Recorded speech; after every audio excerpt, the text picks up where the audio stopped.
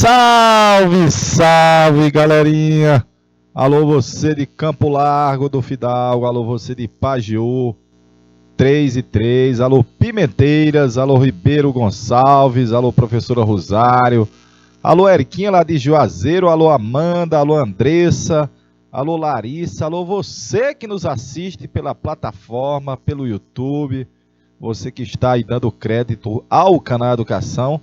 Nessa semana importante, que é a semana nossa do Enem, no domingo nós já teremos a primeira prova, linguagens, arte, literatura, e de ciências humanas, história, geografia, filosofia, sociologia, e a redaçãozinha, claro, para fechar com chave de ouro, e claro, você fazer essa primeira prova, e esperar já para o outro domingo e comemorar. Ah, papai! Hoje eu vou fazer um revisation, viu, galerinha? Hoje, deixa eu pegar minha canetinha aqui. Hoje é um revisation de Brasil, de República e de História Geral também. Perfeitinho. Na semana passada eu fiquei devendo as duas questões, porque não deu tempo a gente fazer todas. Vou fazer elas agora. Os militares alcançaram resultados bem positivos do ponto de vista econômico na primeira metade do regime. Controlaram a inflação, então é um regime militar. Aumentaram a produtividade da economia, modernizaram a máquina pública e o parque industrial Tupiniquim brasileiro.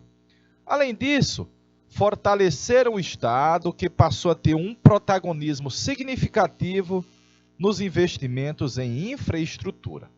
Texto aí do Guilherme Grande. Um outro aspecto decisivo para o chamado milagre econômico brasileiro foi qual?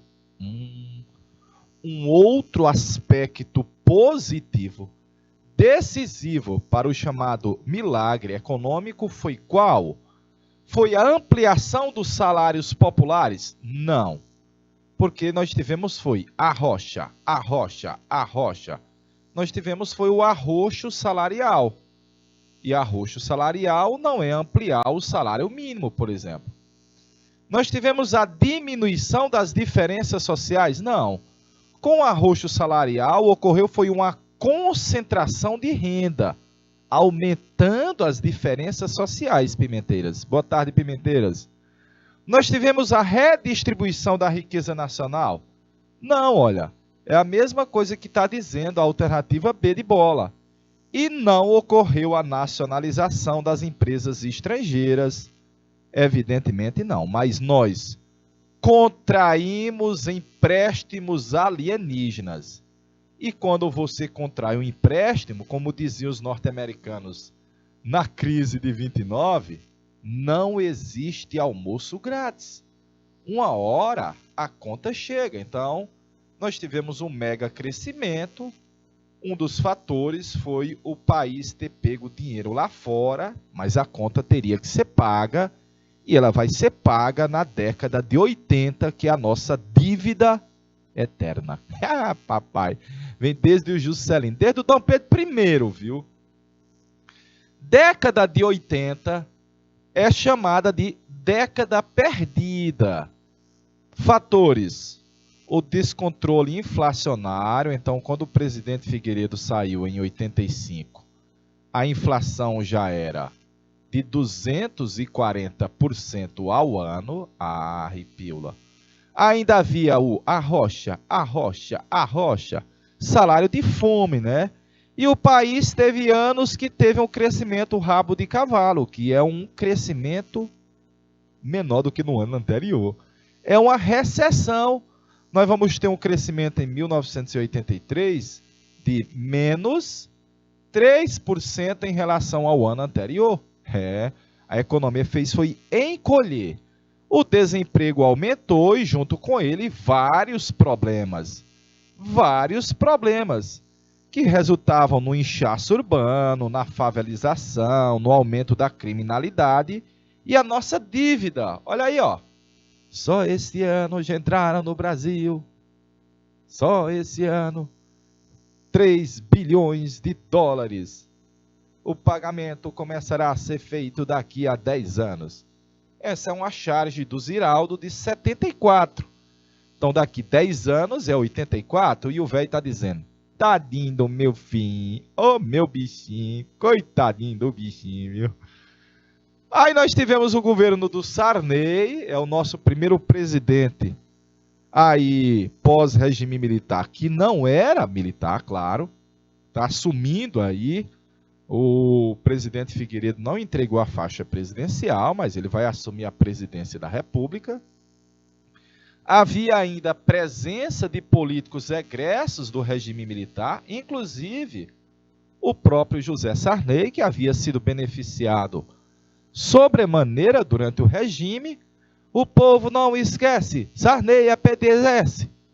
Não aceitamos o Sarney, direta já. Havia esses discursos, haviam.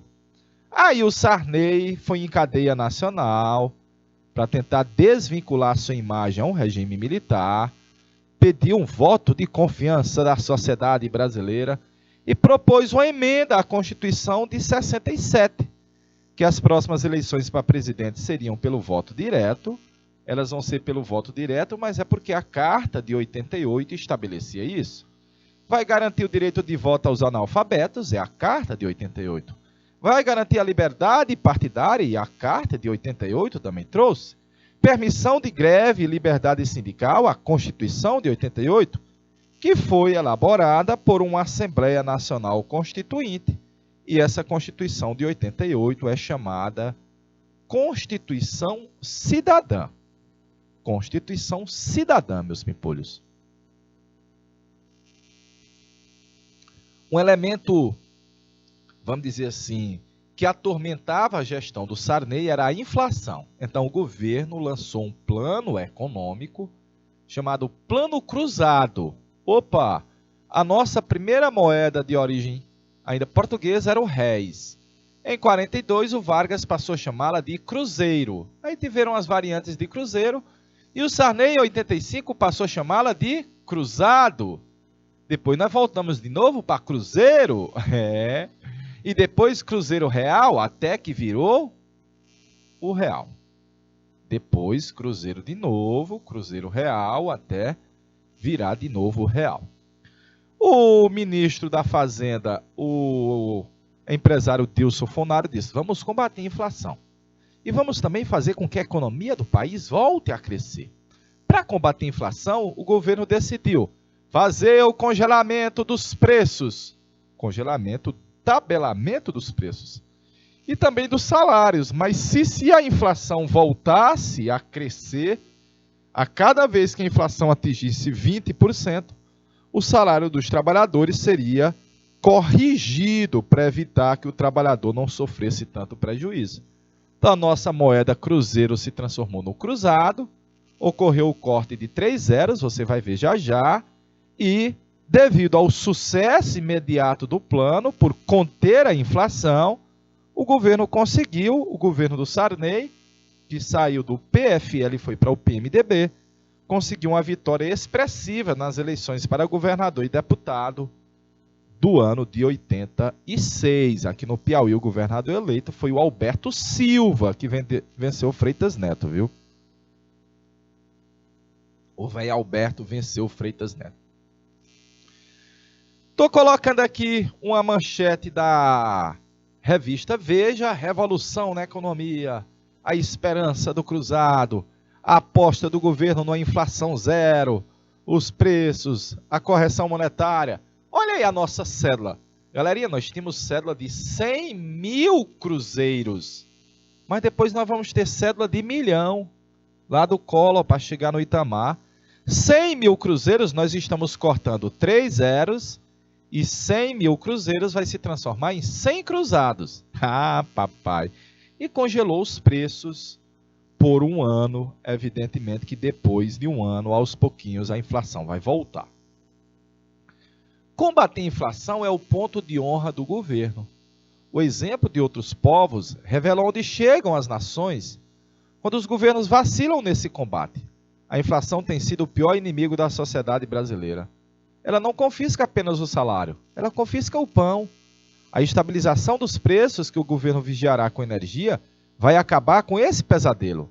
Para demonstrar que o propósito é, antes de tudo, a proteção dos salários, decidi conceder o abono geral para devolver ao assalariado o que foi corroído pela alta dos preços. Está aí um discurso do presidente Sarney quando do lançamento do chamado Plano Cruzado. Plano Cruzado. O fragmento remete ao governo de Sarney na década de 80. O plano governamental e uma medida adotada para conter a inflação por esse governo estão identificados em... o Plano Real foi lançado pelo presidente Itamar Franco. O Plano Real, Itamar Franco. De boa, durante o Plano Real, teve abertura de mercado e privatizações? Teve. Mas eu lembro que quem mais se beneficiou da imagem do Real foi um dos ministros criadores do Plano Real. Foi o Fernando Henrique Cardoso. Eu lembro também. Perfeito. Foi o Fernando Henrique Cardoso. É verdade. Mas a criação do plano é durante o governo do Itamar Franco. Ele foi lançado em 1994 e o Fernando Henrique foi eleito presidente em 94, assumiu em 95. O plano trienal é do João Goulart, do Jango Livre. O plano Laffer, de Horácio Laffer, foi do segundo governo do Vargas, do Getúlio Vargas, na década de 50. O plano de metas é do meu amigo Juscelino Kubitschek de Oliveira. E o correto, como já assinalou a minha princesa, minha príncipa lá da cidade de Juazeiro do Piauí, minha príncipe Eriquinha, é o Plano Cruzado, com o tabelamento dos preços realizado pelo governo. Havia a superintendência que fazia o tabelamento dos preços e a vigilância também, né? A SUNAB. Vou passar.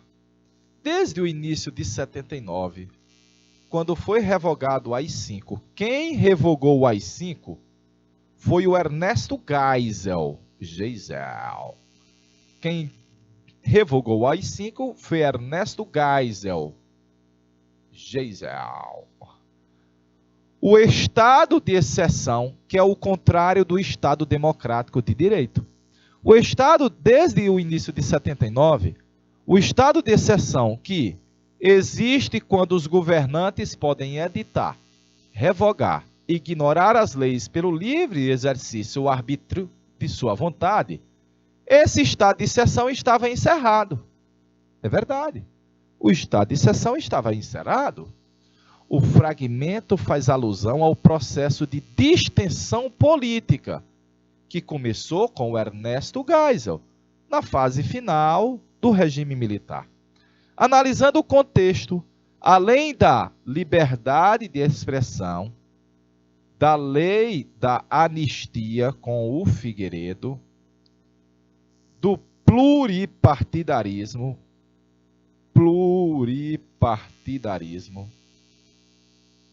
show.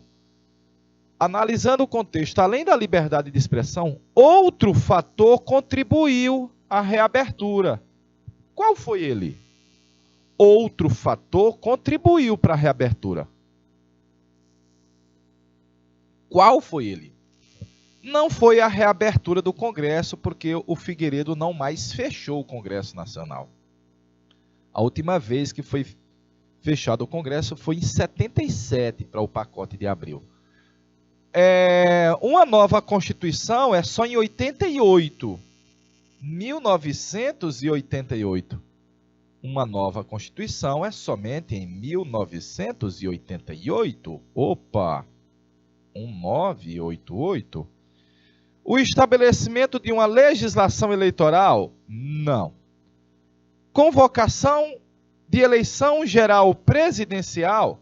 Olha, a primeira eleição presidencial que a gente vai ter depois de 1960 foi em 1989, quando vai ser eleito o Fernando Collor, vencendo o Lula. Então, não ocorreu uma eleição geral. Eleição geral é uma eleição pelo voto direto. É uma eleição popular e nós não tivemos ainda durante o regime militar. Mas vai haver a restauração da autonomia do Poder Judiciário. Ora, galerinha, se o AI-5 foi revogado, o presidente não pode mais editar, revogar, ignorar as leis e ele vai ter que novamente se submeter às regras da justiça. Então, vai haver a restauração da autonomia do Poder Judiciário, que durante o regime militar não era autônomo. Já pensou o ministro da Suprema Corte questionando as medidas presidenciais? Ele ganhava uma compulsória, ele ganhava uma aposentadoria forçada pelo presidente da República. Mas o AI-5 foi revogado. Então voltou a haver a autonomia do Poder Judiciário. Letra D de danadinho. Ah, papai. Perfeito, Fernandinha, Eriquinha. Deixa eu ver quem está mais. Ribeiro, Pimenteiras, Pajeú do Piauí. Alô, Campo Largo do Fidalgo. Boa tarde, Campo Largo. Vou passar. Imagem referente à crise dos mísseis. Olha, aqui é só uma charge, galerinha. Aqui está John Frederick Kennedy, JFK, presidente dos Estados Unidos. Aqui está Nikita Khrushchev. Nikita Khrushchev. Você conhece aquela música do Elton John? O Nikita Nivisno. Ei, Juninho Bilbo, mostra eu aí, com o meu chapeuzinho de couro de caba lá do sertão, ó. O Nikita Nivisno. Elton John do sertão, viu? Eita, rapaz. O Nikita Nivisno. I don't know where it's on it, but I go. I never saw what's on it, I love you. Oh, you. Nikita Nivisno. Eita, rapaz. Assista o clipe Nikita de Elton John.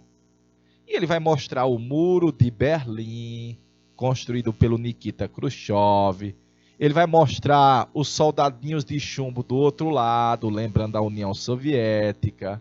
É um cenário da Guerra Fria. Ah, papai! Eita, rapaz! Referente ao contexto abordado na charge,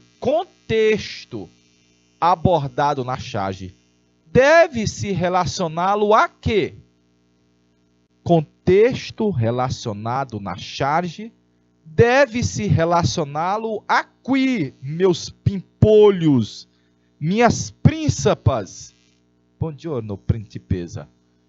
Deve-se relacioná-lo a qui, galerinha. Já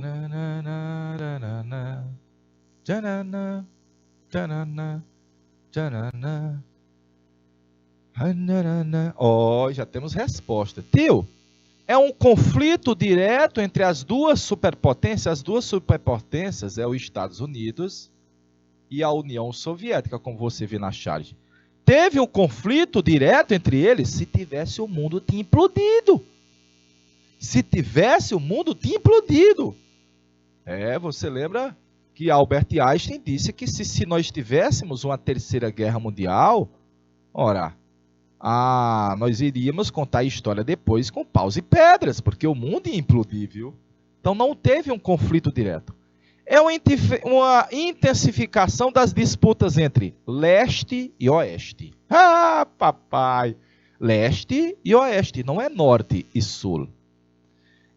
A interferência direta dos Estados Unidos nos governos orientais? Não, porque os Estados Unidos quis derrubar o governo do Fidel Castro, quando tentava da tomada da Bahia dos porcos. É Cuba. Cuba não é Oriente. Aprimoramento das formas de controle de armamento? Não, galerinha, olha. Eles estão na iminência de apertar o botão. Então, essa iminência de apertar o botão é uma tensão que nós tínhamos entre os dois blocos oponentes.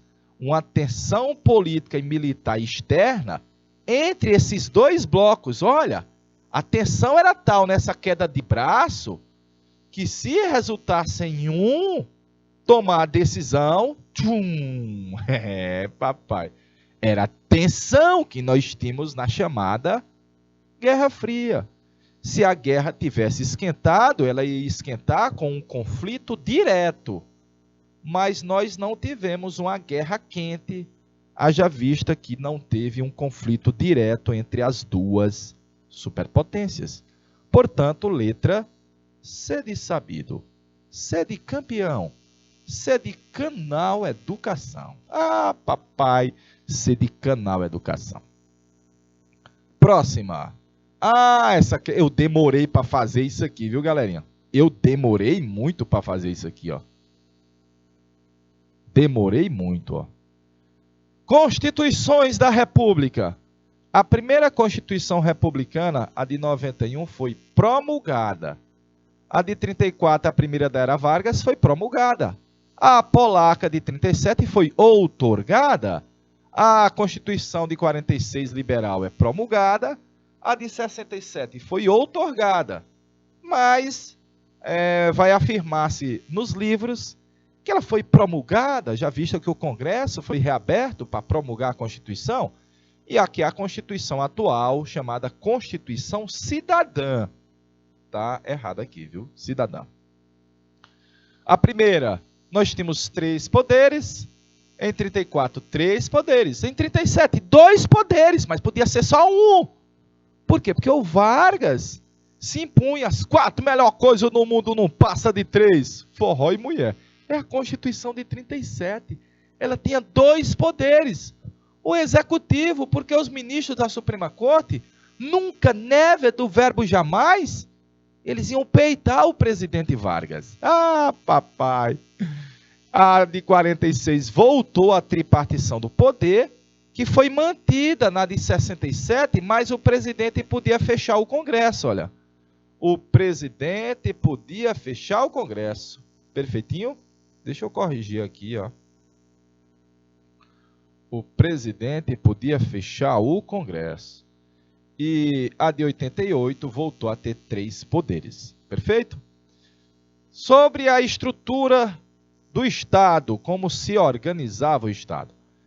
A primeira estabeleceu o federalismo, a de 34 também o federalismo, a de 37 acabou, já vista que os estados agora têm um interventor nomeado pelo Getúlio Vargas, ali a ditadura do Estado Novo. Voltou a autonomia dos estados, ela acaba em 67, já vista que praticamente os estados vão viver submissos ao governo federal, é ele quem nomeia um governador para ser votado pelas Assembleias Legislativas, e estamos hoje vivendo novamente o federalismo, olha. Lembra que essa temática era uma das temáticas mais discutidas durante o período do Império. A Carta de 91, o voto é direto. Opa, o voto é direto. A de 34, o voto é direto, mas tem um asterisco. Sabe por quê? Porque apesar de dizer que o voto seria direto para presidente, mas a primeira eleição foi indireta, viu? Foi indireta. Em 37 não tinha voto de jeito nenhum. Voltou a ser direto na Carta de 46. A de 67, a eleição para presidente era indireta e atualmente o voto para presidente é direto. O voto era em aberto, lá embaixo o voto de cabresto, ó. Em aberto, lá embaixo o voto de cabresto, viu aí, ó? O voto era a descoberto na Constituição de 91. Todo mundo sabia que o indivíduo votava. Aí o Vargas tinha criado a Justiça Eleitoral. Havia a ideia de que pudesse coibir as fraudes, diminuir o poder dos coronéis, e uma das estratégias foi estabelecer o voto secreto. Não teve voto em 37, voltou a ser secreto em 46, para votar para deputado, vereador, prefeito das cidades pequenas, o voto era secreto em 67. Tudo bem, atualmente é só você, a urna eletrônica, caracrachá, caracrachá. Quem votava? Quem tinha direito ao voto? Na Carta de 91, só os homens alfas. Tio, mas o texto não falava isso. Falava somente os cidadãos na forma da lei alfabetizados. Mas subentendia-se que cidadão eram só os homens. As ninas estavam de fora. As mulheres conquistaram o direito de voto quando? Em 34. Olha aí, ó. Homens e mulheres alfabetizados. Mas lembre-se que as mulheres, para votar, tinham que ter a permissão do tutor dela, ou pai, ou marido. Não teve direito de voto em 37. Em 46, homens e mulheres alfabetizados. E atualmente o voto é universal. Não existe mais a obrigação de você ser alfabetizado para ter direito ao voto. Mas veja que em todas as outras anteriores o haviam. Perfeitamente? Excluía quem? Os analfa e mais os 5 M's. Quem é os 5 M's? Mulher, menino, militar, membro de ordem religiosa e também mendigos. Vai excluir analfabeto e militar na carta de 34. Todos eram excluídos, só o Vargas podia votar em 37. Vai continuar excluindo os analfabetos hoje não exclui mais nem os analfabetos e nem os militares. É uma conquista da Constituição atual. Vamos para o social. A questão social é um caso de polícia. Como é que o Estado tratava o trabalhador? Na taca. Olha aquele jogador japonês. O na taca. Tá tendo um movimento ali, o que é que o governo mandava? Taca, lá taca dos trabalhadores. Peia, menino. Aí eu coloquei que a Constituição de 34 veio que a questão social é um caso de política. Política. Lembra assim? Depois o Vargas vai cooptar, vamos dizer assim, o movimento trabalhista, proibiu as greves, manobrou e controlou os sindicatos, que era pelego. Voltou a ser um caso de política, olha aí, olha. Muito reprimidos os movimentos sociais durante o regime militar e atualmente um leque de liberdades. Destaques dessas constituições. A primeira, o voto de Cabresto. A primeira, o voto de Cabresto. A de 34, os direitos sociais. Direitos trabalhistas, direitos sociais, direitos trabalhistas. A de 37 era denominada polaca. A de 46 estabeleceu uma república liberal com um leque de liberdades. A de 67 incorporou os atos institucionais, olha, os AIs. E a atual chama Constituição Cidadã. Eita, rapaz, aí tem coisa, viu? Aí tem informação nesse slide, viu? Olha, vou passar que nós vamos ver isso depois.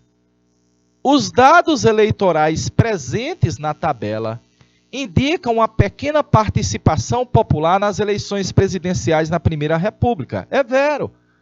Dê uma olhadinha nas eleições de 1906 do Afonso Pena. Dê uma olhadinha. Dê uma olhadinha na eleição que teve mais votos, que foi a que o Vargas perdeu para o Julinho. Dê uma olhadinha aí, olha.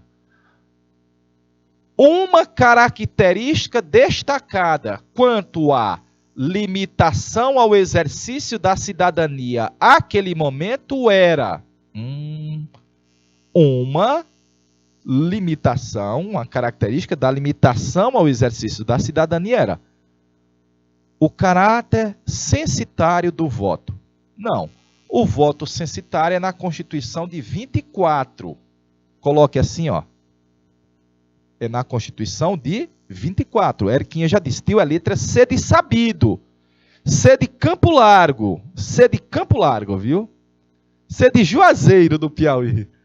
Exclusão dos escravizados. Ora, a escravidão já havia sido abolida há muito tempo. Então, não são excluídos os escravos, já visto que não há mais escravidão.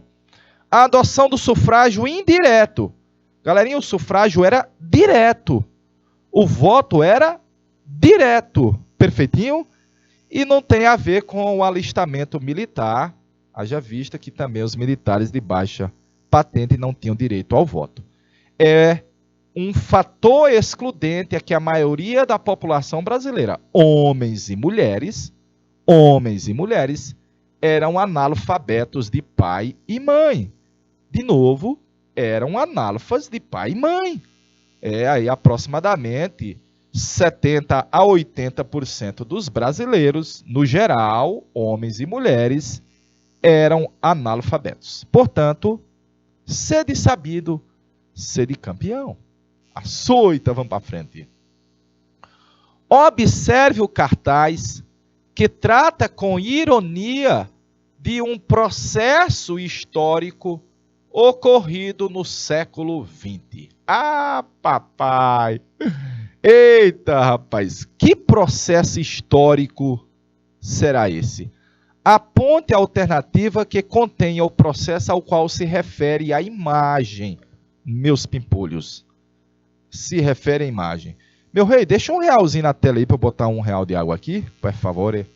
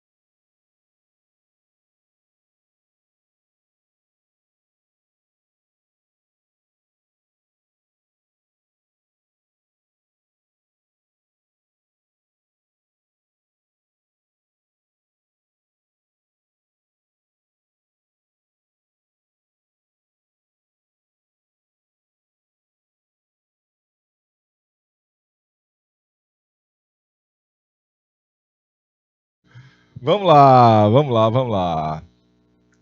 Vamos lá. Voltando aos vivos, aos vivos. Alô, você de Pimenteiras 10. Boa tarde, Pimenteiras 10. Boa tarde, Pageu 3. Pageu 3. Campo Largo. Galerinha, aqui é o símbolo da União Soviética. Notadamente, é o símbolo da União Soviética. Lembra? Basicamente, a foice, o martelo com a estrelinha em riba. E mostra ela caindo, ó. Tchu, tchu, tchu, tchu, tchu. Até virar o quê? McDonald's. Ah, papai, é o real, viu? É a derrota norte-americana na guerra do Vietnã? Não. É o triunfo da revolução com Mao Tse-tung? Também não. É a Primeira Guerra Mundial e a sua mortalidade? Não. Então é para o aluno ficar em dúvida entre a letra C e a letra E. Haja vista que você lembra de McDonald's e McDonald's. É claro, é capitalismo, é mercado, é dinheiro. É a criação de um mercado de massas nos Estados Unidos? Não. Nos Estados Unidos não, que já havia um mercado de massas nos Estados Unidos. Esse mercado de massas, você está vendo agora, é na União Soviética. Então é o fim da União Soviética e do seu modelo socialista. Então eu quero que você veja que não é um mercado de massas nos Estados Unidos. Deu para ver? Nos Estados Unidos. Representa o fim da União Soviética e do seu modelo socialista. Tio, tem questão no Enem nesse estilo? Claro! Clarex! Clarex! Certamente Clarex. Vamos para a próxima, vamos para a próxima. Vamos fazer pelo menos umas 10 hoje, né? Papai. Em 1805, quando a Marinha Francesa tentou invadir a Inglaterra, foi derrotada na Batalha de Trafalgar, consolidando dessa forma o poder naval dos ingleses. Inconformado com a derrota, meu amigo Popô procurou outros meios para enfraquecer a Inglaterra. Em 1806, meu amigo Popô decretou o fechamento dos portos europeus ao comércio inglês. Embargo comercial. Decretou o fechamento dos portos europeus ao comércio inglês. Eu vou botar o nome. Esse decreto aqui é uma espécie de embargo comercial. Olha, quem fizer comércio com a Inglaterra, eu vou lá e vou dar uma palmadinha na bunda de vocês. Aí lembrar que o Dom João desobedeceu. Lembra assim? O Dom João desobedeceu.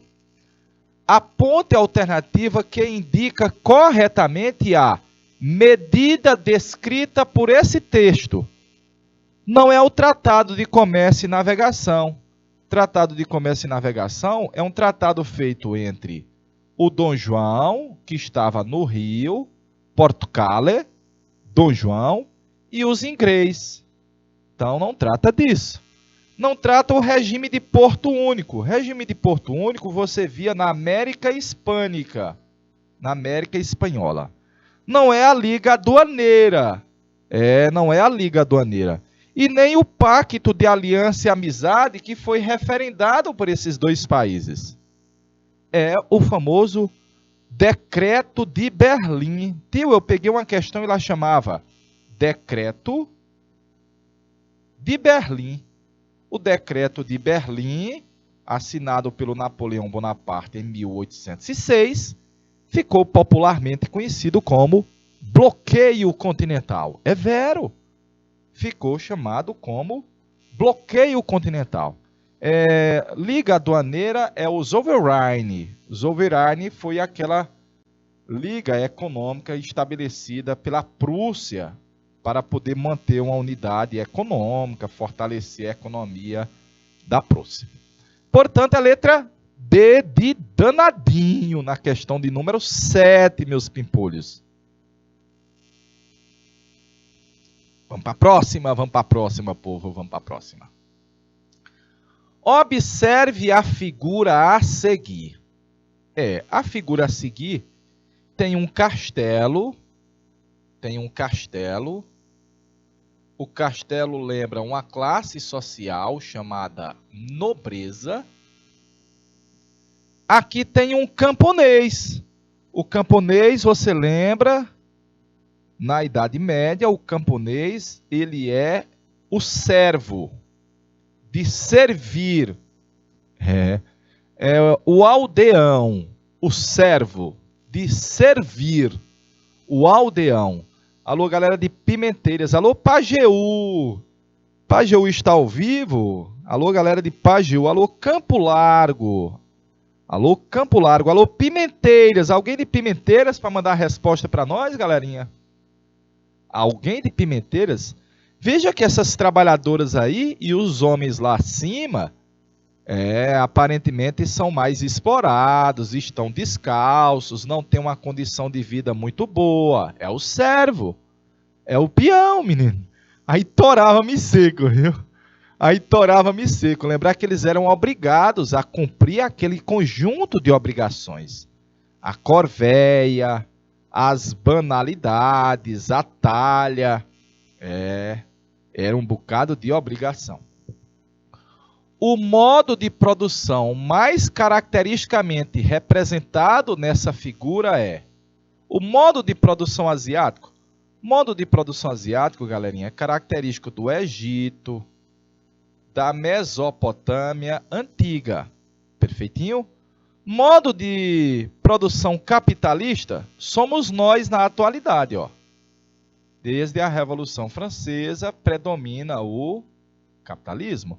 O modo de produção escravista foi Grécia, mais Roma, e depois, deixa eu corrigir, Grécia, Roma, e depois também na colonização das Américas. Grécia, Roma, e mais na colonização das Américas. Perfeitinho? O modo de produção socialista, você viu inaugurando com a União Soviética e depois aqueles que copiaram o modelo, que foi basicamente a China, a Coreia do Norte, Cuba. Ali é Idade Média. Idade Média, galerinha, Idade Média, deixa eu colocar aqui, ó, Idade Média. Predominou durante a Idade Média o modo de produção feudal.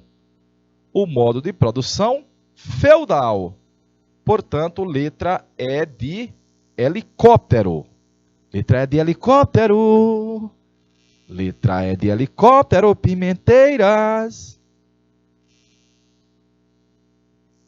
Perfeito. Vamos para mais uma. América Portuguesa. América Portuguesa. 2 cenários, olha. Primeiro, o mundo do açúcar e do lado, diferenciando, o mundo das minas.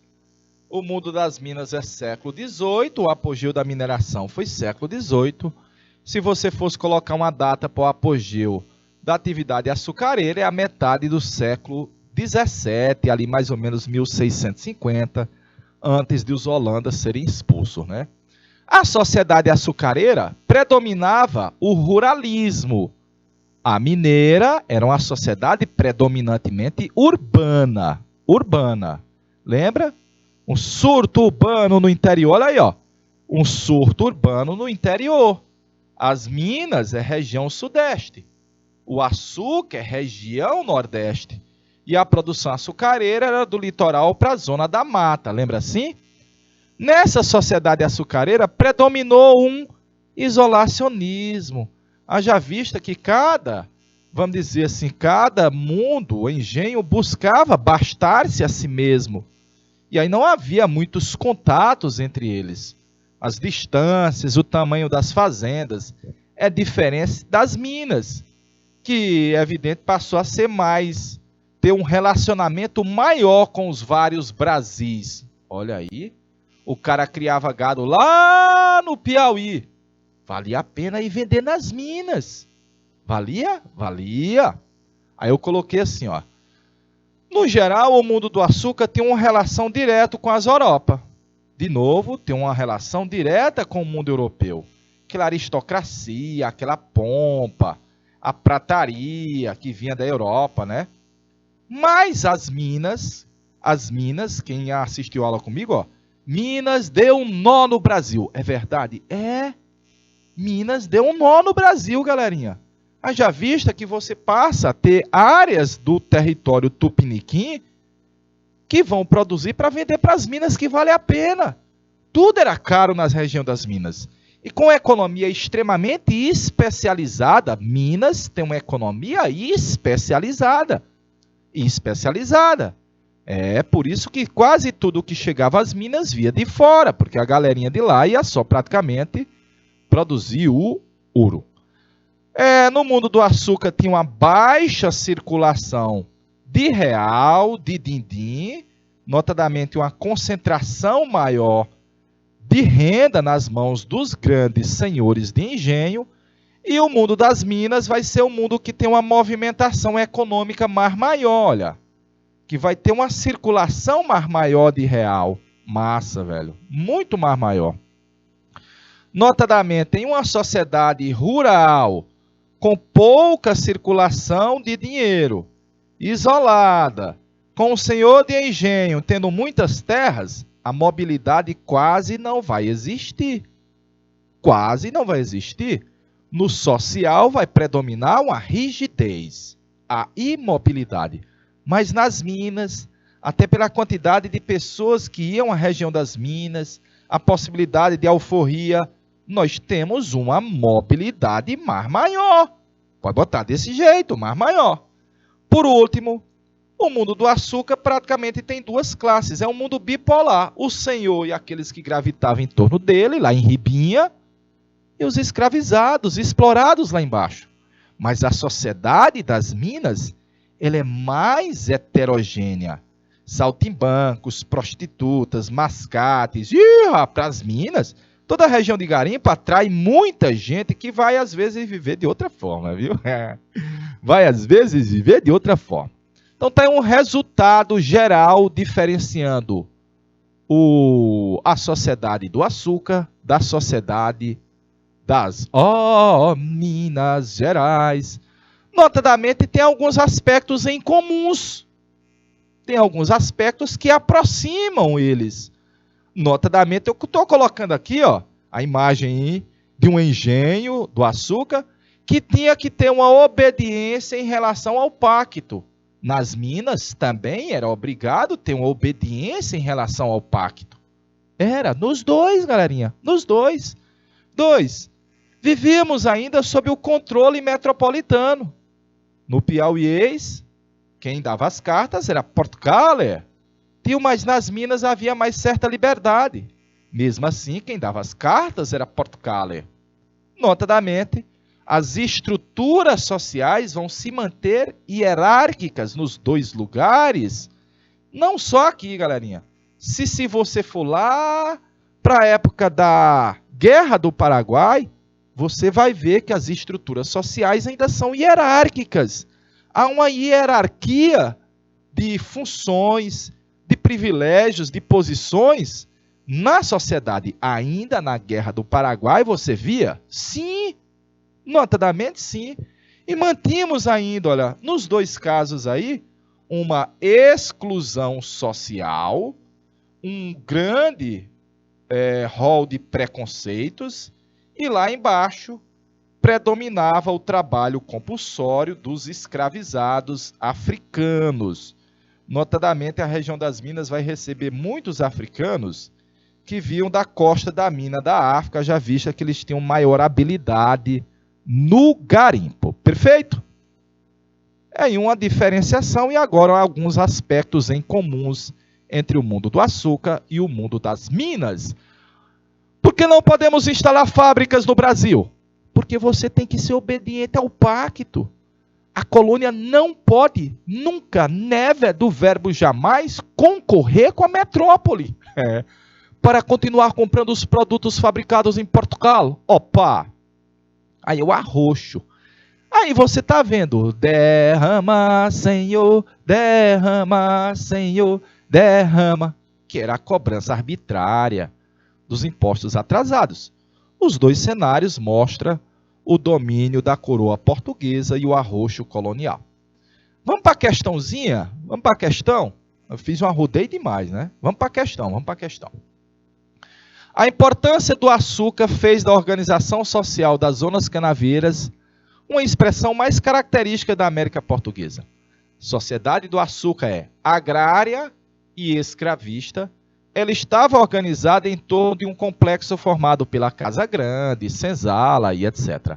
Era uma sociedade aristocrática, de Aristói, dos melhores. Quem são os melhores? Um grupo de grandes fazendeiros, os coroné, grande proprietário de terra, GPTE, que agiam e reagiam como uma espécie de nobreza rural. Potentados locais, nobreza rural. Sociedade de pouca mobilidade social, veja que o autor está dizendo que é possível ter. Mas é pouca mobilidade, na qual era quase impossível passar de um grupo social para outro. Perfeito? Para outro. A sociedade das minas, ele está fazendo um compareixo aí, ó. A sociedade das minas, século XVIII, cultivou características de uma civilização urbana. Ora, aquela lá é rural, agrária, essa é urbana, cujos traços podem ser percebidos, por exemplo, na sua arquitetura, o barroco mineiro. A exploração do ouro permitiu também que surgissem, à margem daquela sociedade.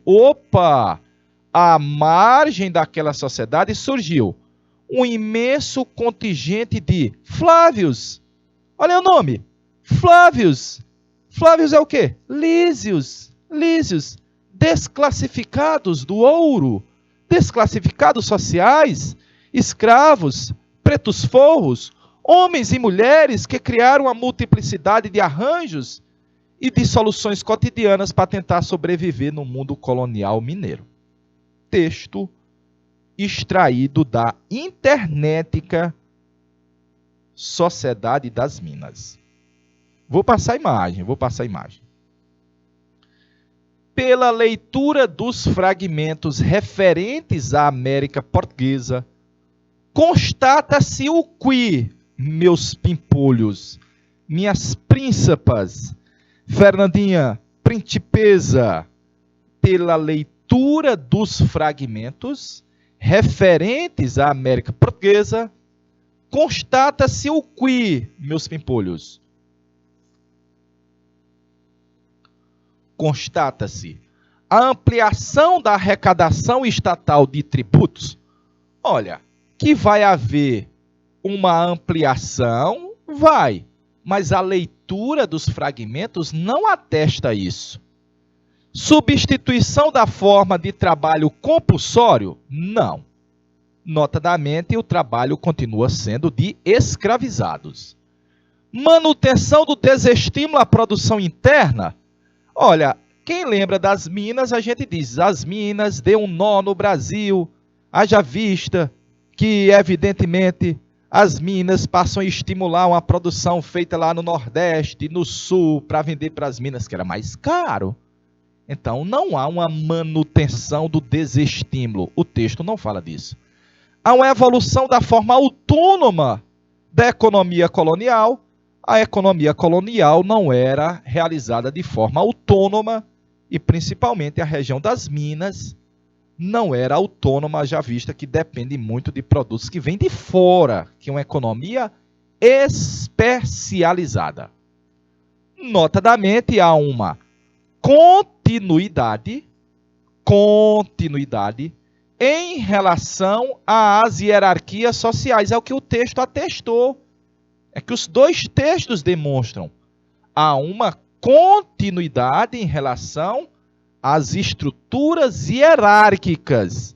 Portanto, é letra, na questão 9, portanto, é letra C de sabido, viu? Letra C de sabido. Questão boa, viu? Questão boa. Deixa eu passar. É pela leitura dos fragmentos. Perfeitinho? Vamos para mais uma. Essa daí é do Enem do ano passado, viu? Essa daí é só Lindex. Escravo fugido. No anúncio publicado na segunda metade do século XIX, qual a estratégia de resistência escrava apresentada? No dia 8, fugiu da fazenda Bom Retiro o escravo José. Ele é pardo, Intitula-se Preto Forro, alforriado. E quando fugiu a primeira vez, foi contratado como um camarada, um trabalhador, em uma fazenda em Capivari. É verdade.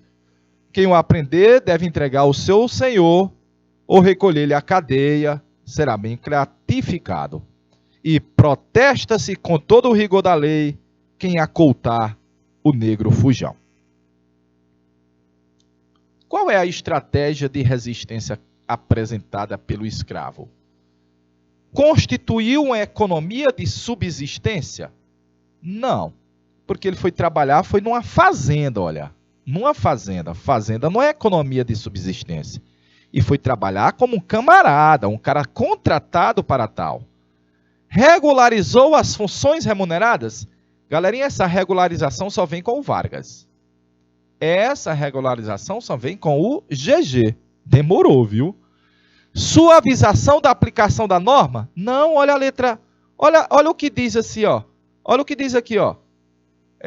Quem acoutar vai ter todo o rigor da lei. Fundou comunidades quilombolas? Ele nem citou em quilombos. Ele nem citou.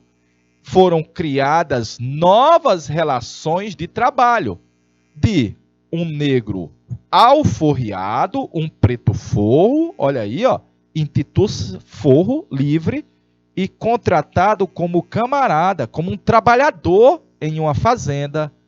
Letra A de aprovado na questão 10. Questão boa, viu? Questão 10. Letra A de aprovados. Perfeito? Letra A de aprovados. Vamos para a próxima. Vamos para a próxima. Virgem, nossa, meu Deus do céu. Vou passar a 11. 12, tem uma charge. A charge mostra para você, aparentemente, um marinheiro, um marujo. E mostra para você um oficial da Marinha. A charge do cartunista Storni remete à chamada Revolta da Chibata, ocorrida na Marinha de Guerra do Brasil, no Rio de Janeiro, em 1910. A charge de Storni propõe a seguinte leitura da revolta. A charge propõe a seguinte leitura da revolta. Qual é a leitura que você pode fazer pela charge? A revolta foi uma escala democrática? Não. Uma estrutura igualitária? Não. Uma ordenação complexa? Não. Patentes equivalentes? Não. Mas a revolta mostrou e demonstrou e ocorreu uma inversão nas hierarquias. Haja vista que os oficiais se submeteram literalmente ao domínio de quem? Dos marujos, dos marinheiros, da marinhada. E lembrar que marujo, marinheiro, não tinha direito ao voto. Militar de baixa patente era excluído, preterido, não tinha direito ao voto. Letra B de bom aluno na questão 12. Virgem Maria, essa é grande também, viu? E essa é mais maior, viu? Essa daqui, ó, essa daqui. Analise a imagem. Aí a imagem tem um livrinho aí, escrito com a letra árabe. Esse livro, escrito com caracteres árabes em tinta preta, foi encontrado preso ao pescoço de um negro morto durante um movimento rebelde ocorrido na Bahia durante o Império. Qual foi esse movimento rebelde? Qual foi esse movimento rebelde, meus pimpolhos? Qual foi esse movimento rebelde, minhas príncipas? Tchana, tchana, tchana.